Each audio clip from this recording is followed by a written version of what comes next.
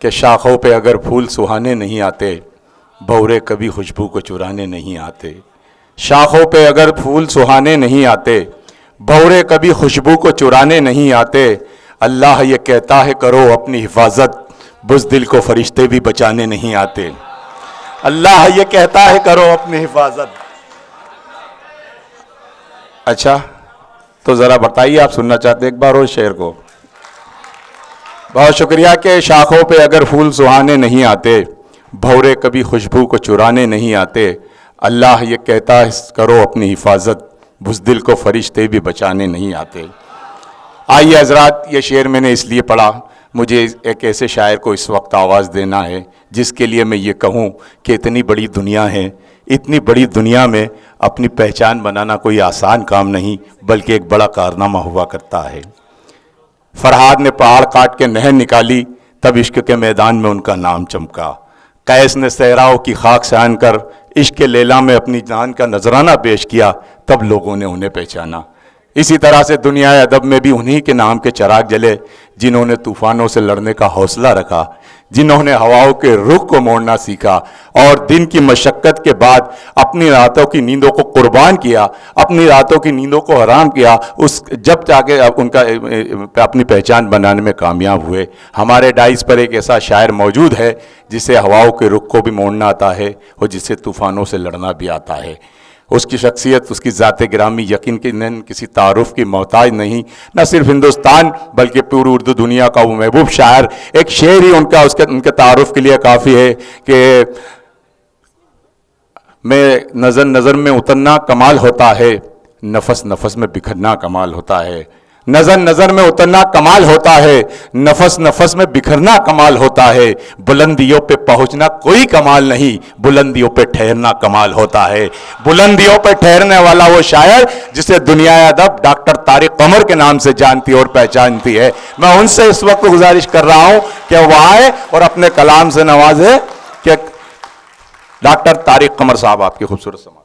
نہیں بہت محبت ہے آپ کی۔ دیکھیے میں عرض کر دوں آپ سے کہ میری طبیعت 2-3 دن سے بہت ناساز تھی، لیکن محترم شفاعت بھائی کا حکم تھا، اور شفاعت بھائی کا مسئلہ یہ ہے کہ یہ اقلیتوں کی بڑی مستند، بڑی مستحکم آواز ہیں، تو ان کی آواز کو کوئی نظر انداز نہیں کر سکتا ہے، تو ان کے لیے ایک بار ضرور تالیاں آپ بجا دیں۔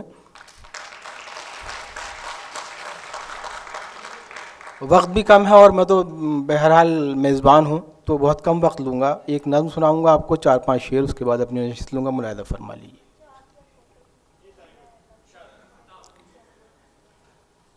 اگر وہ موسم مزاج تم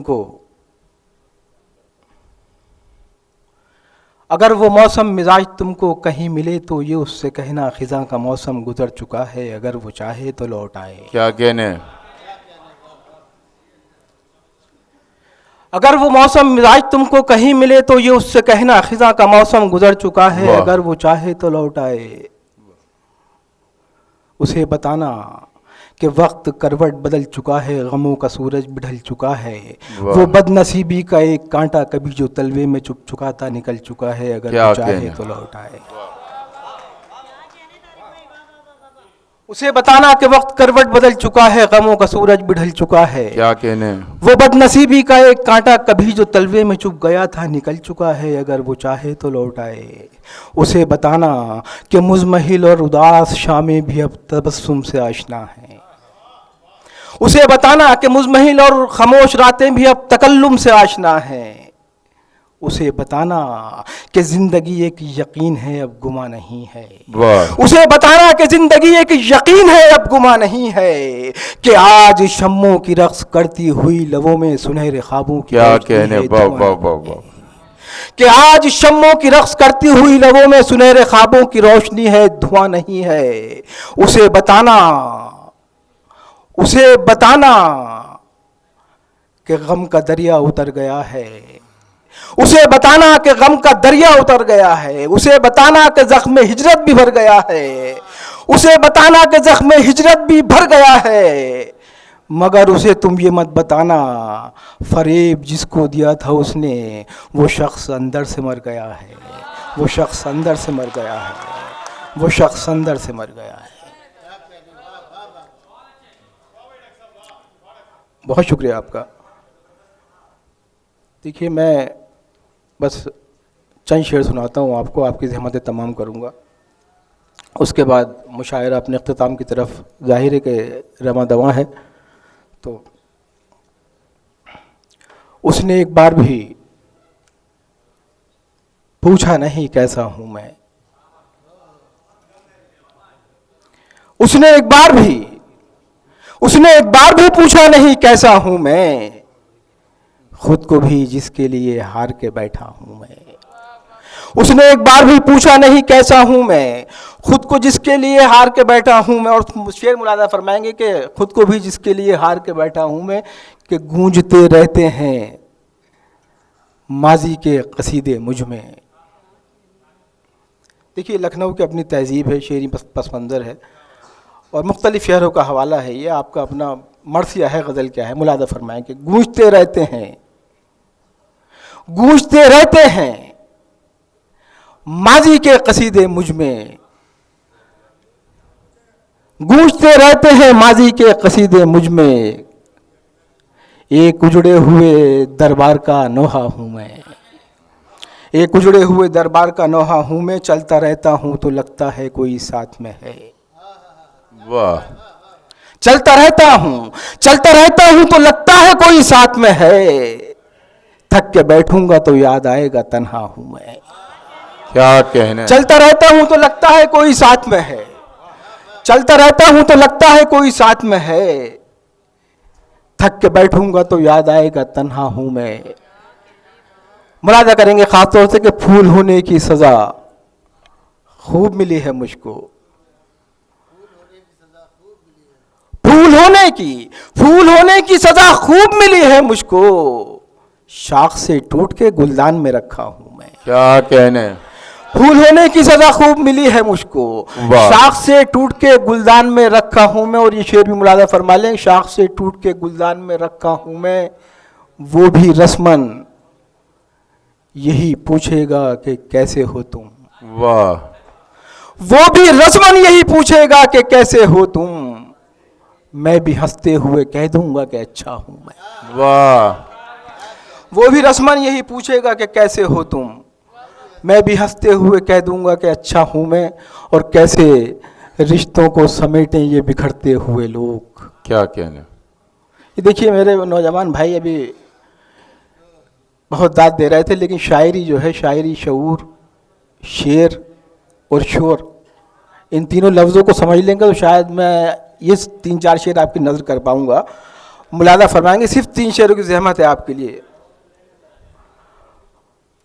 کیسے رشتوں کو سمیٹیں یہ بکھرتے ہوئے لوگ، کیسے رشتوں کو سمیٹیں یہ بکھرتے ہوئے لوگ، ٹوٹ جاتے ہیں یہی فیصلہ کرتے ہوئے لوگ. واہ. کیسے رشتوں کو سمیٹیں یہ بکھرتے ہوئے لوگ، واہ واہ. کیسے رشتوں کو سمیٹیں یہ بکھرتے ہوئے لوگ، ٹوٹ جاتے ہیں یہی فیصلہ کرتے ہوئے لوگ. اور شفاعت بھائی آپ نے محفل سجائی ہے، دیکھیے ایک شعر ایک طفل مکتب جسارت کر رہا ہے اس محفل میں پڑھنے کی. ملاحظہ فرمائیں گے آپ لوگوں کے اوپر پوری ذمہ داری ہے اس قوم کی، اس ملک کی. کیسے رشتوں کو سمیٹیں یہ بکھرتے ہوئے لوگ، ٹوٹ جاتے ہیں یہی فیصلہ کرتے ہوئے لوگ، ٹوٹ جاتے ہیں یہی فیصلہ کرتے ہوئے لوگ. اے خدا کیا کہنے. مارکے لشکر شب باقی ہے. واہ. اے خدا مارکے لشکر شب باقی ہے، اور میرے ساتھ ہیں پرچھائی سے ڈرتے ہوئے. واہ. اے خدا مارکے لشکر شب باقی ہے، اے خدا مارکے لشکر شب باقی ہے، اور میرے ساتھ پرچھائی سے ڈرتے ہوئے لوگ، اور میرے ساتھ پرچھائی سے ڈرتے ہوئے لوگ. ملاحظہ کریں گے شعر دیکھیے آپ کی ذمہ داریاں بڑھا رہا ہے یہاں سے طفل مکتب. اور میرے ساتھ پرچھائی سے ڈرتے ہوئے لوگ، غور سے دیکھو، غور سے دیکھو ہمیں دیکھ کے عبرت ہوگی. واہ. غور سے دیکھو ہمیں دیکھ کے عبرت ہوگی، ایسے ہوتے ہیں بلندی سے اترتے ہوئے. واہ. کیا کہنے. غور سے دیکھو ہمیں، واہ واہ. غور سے دیکھو ہمیں دیکھ کے عبرت. دیکھیے میں چاہتا یہی تھا کہ اس خاموشی تک آپ کو لے آؤں جہاں پر شاعری کا سنجیدہ سفر شروع ہوتا ہے. دیکھیے غور سے دیکھو ہمیں دیکھ کے عبرت ہوگی، ایسے ہوتے ہیں بلندی سے اترتے ہوئے لوگ. اور مر کے دیکھیں گے کبھی ہم بھی، سنا ہے ہم نے. دیکھیے غزل برائے غزل شعر ملاحظہ فرمائیں گے. مر کے دیکھیں گے، مر کے دیکھیں گے کبھی ہم بھی، مر کے دیکھیں گے کبھی ہم بھی، سنا ہے ہم نے مسکراتے ہیں تیری راہ میں مرتے ہوئے. واہ مر کے دیکھیں گے کبھی ہم بھی، سنا ہے ہم نے مسکراتے ہیں تیری راہ میں مرتے ہوئے لوگ، اور خوف کھاتے ہیں کہیں ڈوب نہ جائیں تاریخ. کیا کہنے. ملاحظہ کریں گے. دیکھیے شعر پیش کرتا ہوں. خوف کھاتے ہیں، خوف کھاتے ہیں کہیں ڈوب نہ جائیں تاریخ، پاؤں رکھ کر میرے سینے پہ گزرتے ہوئے. واہ کیا کہنے. خوف کھاتے ہیں کہیں ڈوب نہ جائیں تاریخ، پاؤں رکھ کر میرے سینے سے گزرتے ہوئے لوگ. اور دیکھیے یہ شعر بھی ملاحظہ فرمائیں گے، 2-3 شعر کے پلا رہا ہے. میں نے مشاعرے کا پورا منظرنامہ تبدیل کر دیا ہے. دیکھیے ہاں دیکھیے بڑی بہن کا حکم ہے نا صاحب کا، ملاحظہ فرما لیجیے کہ غور سے دیکھو ہمیں دیکھ کے عبرت ہوگی. ایسے ہوتے ہیں بلندی سے اترتے ہوئے لوگ، ایسے ہوتے ہیں بلندی سے اترتے ہوئے لوگ. دیکھیے یہ آپ کا مرثیہ پیش کر رہا ہوں بنام غزل کے پلا رہا ہے زمیں کو یہاں لہو کوئی اور. پلا رہا ہے، پلا رہا ہے زمیں کو یہاں لہو کوئی اور، واہ مگر ہے پھول کسی کے ہے سرخرو کوئی اور. کیا کہنے. کیا دیکھیے یہ شعر اتنی خاموشی میں سننے کا لائق ہے. ملاحظہ فرمائیں گے آپ کہ پلا رہا ہے، پلا رہا ہے زمیں کو یہاں لہو کوئی اور، پلا رہا ہے زمیں کو یہاں لہو کوئی اور، مگر ہے پھول کسی کے ہے سرخرو کوئی اور. اور تیری طلب تھی سو ہم دار تک چلے آئے. واہ کیا تیری طلب تھی، تیری طلب تھی تو ہم دار تک چلے آئے، اب آرزو کوئی باقی نہ جستجو کوئی اور. واہ تیری طلب تھی تو ہم دار تک چلے آئے.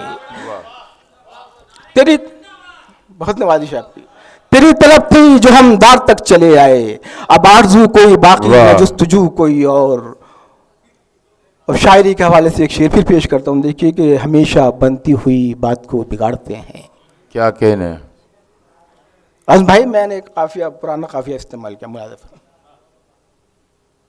یہ ہمارا پورا آپ کا اور ہمارا مسئلہ ہے پوری قوم کا، پورے ملک کا.